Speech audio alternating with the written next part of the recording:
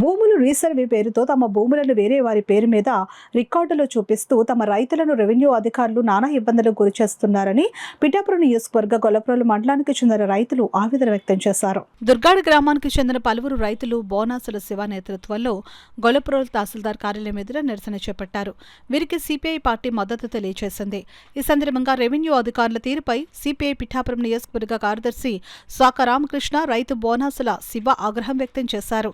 అనంతరం గొల్లప్రోలు తహసీల్దార్ రామ్ కుమార్ కు వినతి పత్రం అందజేశారు. దయచేసి పవన్ కళ్యాణ్ గారు మీరు వీటి మీద సరైన చర్యలు తీసుకోకపోతే ఇలాంటి చాలా ఇబ్బందులుగా గురవుతారు సార్. రైతు అందరూనే మీ మీద నమ్మకంతో ఎంతో మంది మిమ్మల్ని పిఠాపురం ఎమ్మెల్యేగా ఎన్నుకున్నారో అయ్యా, కింద స్థాయి అధికారులు చేసేదానికి పై స్థాయి అధికారులు బలవకుండా ఆ అధికారుల్ని మనం ప్రజాప్రతినిధులు పనులు చేయమంటాం తప్ప మనం వెళ్ళి కంప్యూటర్ దగ్గర కూర్చొని చేయలేము. ఇది చేయవలసిన పని అధికారులు. వాళ్ళతో సరైన రీతిలో పని చేయించవలసిందిగా కోరుతున్నామని మేము మనస్ఫూర్తిగా ధన్యవాదాలు తెలియజేసుకుంటున్నాం. మాది దుర్గాడ గ్రామంలో ఉంది సార్ భూమి అంతానే.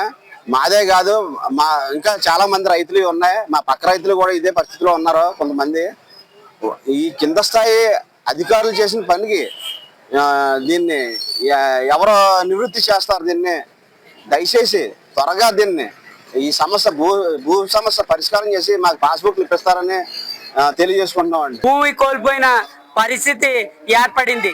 ఈ భూ సర్వే చేయడానికి రెవెన్యూ గ్రామ స్థాయి రెవెన్యూ అధికారులు అతి ఉత్సాహం చూపించారు.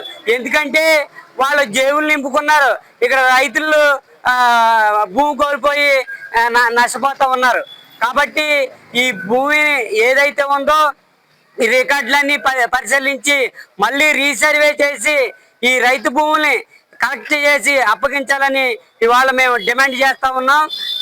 లేని పక్షంలో వచ్చేది ఎండాకాలం.